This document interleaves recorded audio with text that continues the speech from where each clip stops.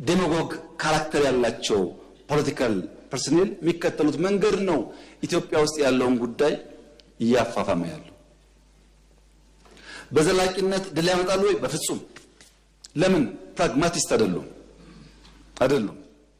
ፕራግማቲስት ማለት በየቀኑ ያለችውን እድል በመልካምነት የሚጠቀም ማለት ነው። ለምሳሌ ቅድም አንድ ወንድሜ ሲያነሱ የሚሰራው ቤት ለሀብታም ብቻ ነው አሉ።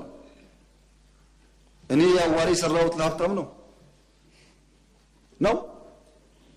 ይሄ ዴማጎግ ነው። እፍታ መውሰድ ነው። ፋክት አይደለም። መጥፎ ባህሪ ነው። ባይዘው ፋክትን እውነትን ዲናይ ማለት ጥሩ አይደለም። አርሶ አደር ቀየር ብለን በየመንደሩ ያያችሁ በቲቪ ሰራ ነው ቤት የሚባል ያልነበራቸው ሰዎች ሽንት ቤትና ቤት ሶፋ ቲቪ ነው ማድረግ ለሀብታም አይደለም። ስንት ሀብታም ኢትዮጵያ ያለና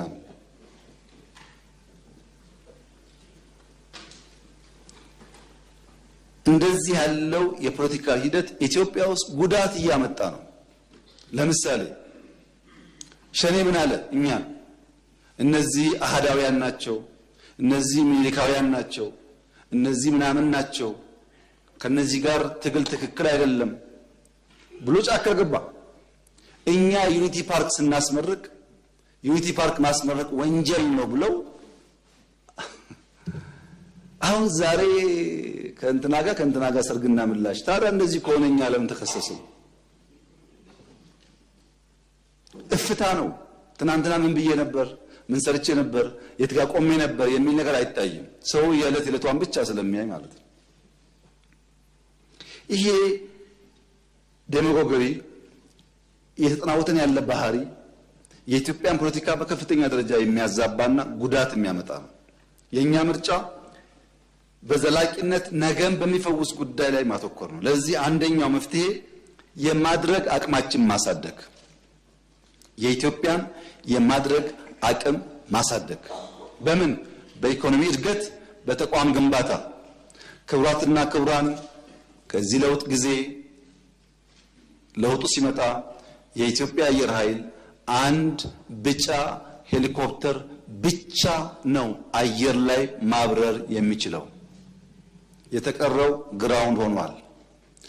ዛሬ በተለያየ ስም የሚጠሩ ከመቶ በላይ አውሮፕላኖች የኢትዮጵያ አየር ኃይል አሉ። ከመቶ በላይ ሰምታችኋል። ከመቶ በላይ ለምንድን ነው ተቋምን ገነባው ያላችሁ እንደሆነ ባንዳው ከማቁሰል አያልፍም። ዝግጅቱ ለቁስል ሳይሆን ምሰሶ የሚገዳደሩ ኃይሎች ከመጡ ኢትዮጵያን ለማጽናትና ለማስቀጠል ነው። ስራችን እሱ ላይ ነው። ለምሳሌ ጠላቶቻችን ለባንዳዎች 10 ብር ደሞዝ መክፈል የሚችሉ ከሆነ እኛ ለኢትዮጵያ 100 መክፈላችንን ማረጋገጥ አለብን። ከነሱ ይበልጥ ሀብት ካላመነጨን በስተቀር በሀብት ምክንያት፣ በሚዲያ ምክንያት፣ በዲፕሎማሲ ምክንያት ጫና ያመጣሉ። ለምሳሌ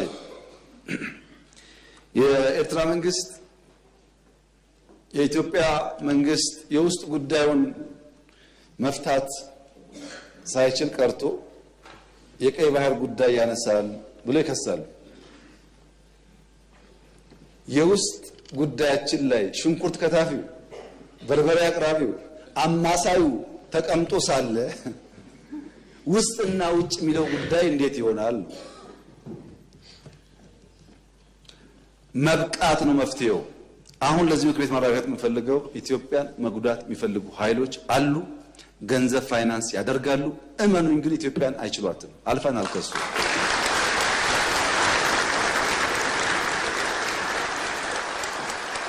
ገንዘባቸውን ያፈሳሉ፣ ይከስራሉ። እኛ እንቀጥላለን ጉዟችንን። በውስጥ የውይይት በር ክፍት ማድረግ አለብን። ዛሬ ባንዳ የተባለ ሰው፣ ዛሬ ከኢትዮጵያ ተቃርኖ የቆመ ሰው ልብ ገዝቶ በቃኝ ካለ ሁሌ ክፍት መሆን አለብን። ቂም መያያዝ አያስፈልግም። የግል ጉዳይ አይደለም፣ የሀገር ጉዳይ ስለሆነ አንዳንዱ ተሳርቦ ሊሆን ይችላል፣ ጎርቶ ሊሆን ይችላል።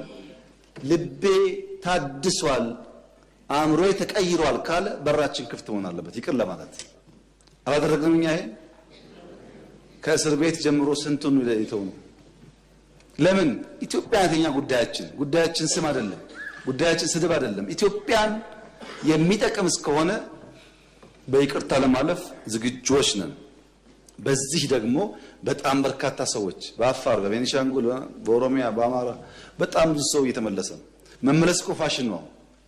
ድሮ መውጣት ፋሽን እንደነበረው መመለስ ፋሽን ነው።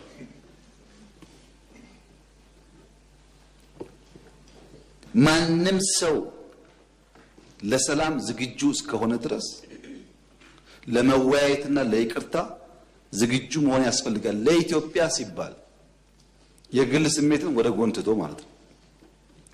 ብሔራዊ ጥቅም ላይ አሁን ያለው ሁኔታ በጣም ተሻሽሏል። በጣም ለምሳሌ በጫካ ያሉ አንዳንድ ግለሰቦች ብልጽግና ጋር ሲታገሉ ቆይተው የትግሉ አቅጣጫ መልክ ስቶ ባዳና ባንዳ መቀናጀቱን ሲያዩ እኛማ ጉዳያችን እንደዛ አይደለም ብለው የተመለሱ አሉ። እዛ ሆነው ምን አይነት ጥይት ቤት በኩል ምን አይነት ሬዲዮ የገባ እንዳለ መረጃ ይሰጡናል።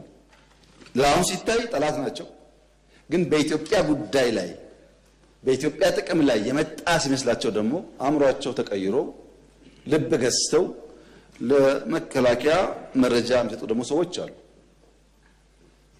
ለውጥ አለ ማለት ነው። የሚደንቀው ነገር በኢትዮጵያ ጉዳይ ላይ የማይደራደረው በአማራ አካባቢ በኦሮሚያ አካባቢ ያለው ብቻ አይደለም። በትግራይ አካባቢ ያለውም ወታደር ለትግራይ ጥቅም ነው እንጂ ነው የሚሞተው ኢትዮጵያ መጉዳትም አልፈልግም ብሎ የሚቆመው ኃይል ቀላል ቁጥሩ ቀላል አይደለም።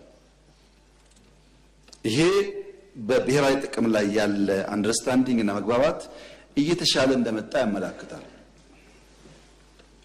መፈናቀል በሚመለከት ኢትዮጵያውያን በፈለጉት ከባቢ በሰላም ሰርተው መኖር ህገ መንግስታዊ መብታቸው ነው። ማንም ይሰጣቸው ቢከለክላቸው ጉዳይ አይደለም፣ መብት ነው። የተፈናቀሉ ሰዎች መመለስ ይፈልጋሉ። ቀድሞ የነበሩበት ከባቢም ይምጡልን ይላል። ማን የያዛቸው ነው ጉዳዩ። ለምሳሌ ጦርነት ሲጀመር ትግራይ ከኢሉባቦር ሸሽተው ትግራይ የሄዱ ሰዎች ነበሩ፣ አርሶ አደሮች። የተከበረው ምክር ቤት ከዛ ከመጣችሁ ሰዎች ኢሉባቦር ስትሄዱ አጥሩ ይሄን ጉዳይ ትክክለኛ መረጃ ነው። ሰዎቹ ሸሽተው ትግራይ ገብተዋል። ኢሉባቦር ያሉ አርሶ አደሮች ከነሱ ማሳ ቡና ለቅመው ሽጠው ገንዘቡን በአካውንታቸው ያስገባሉ። ሰዎቹ የሉም። ከእርሻቸው ላይ የተመረተ ምርት ሽጠው ገንዘቡን በራሳቸው አካውንት ያስገባሉ። ሰዎቹ የኛ ሰዎች በሌለንበት ሰርተው አካውንታችን እያስገቡ ነውና በቃ እንመለስ ብለው ተመልሰው ኢሉባቦር አሉ። እየኖሩ ነው። በራያ አይታችኋል፣ ሰው ተመልሷል፣ እየኖረ ነው። በጸለምት አይታችኋል፣ ሰው ተመልሷል፣ እየኖረ ነው። ብዙ ኦሮሚያ አካባቢ ተመልሷል፣ እየኖረ ነው። የቸገረን አሁን ወልቃይት አካባቢ ነው። ሊፈታ ያልቻለው ጉዳይ ልክ ገበሬ ዘር ዘርቶ ከዝናብ በኋላ ምርት እንደሚጠብቀው አምኖ ዘር ዘርቶ ከሆነ ወራት በኋላ የተሻለ ያፍራል ብሎ እንደሚጠብቀው ስደት፣ መፈናቀል፣ ስቃይ ዘርተው ከሌሎች ኃይል እርዳታ የሚጠብቁ ሰዎች አሉ። ስቃይ ዘርተው፣ መከራ ዘርተው፣ ችግር ዘርተው የተፈናቀልን አትሄድም ብለው ይዘው ማለት ነው።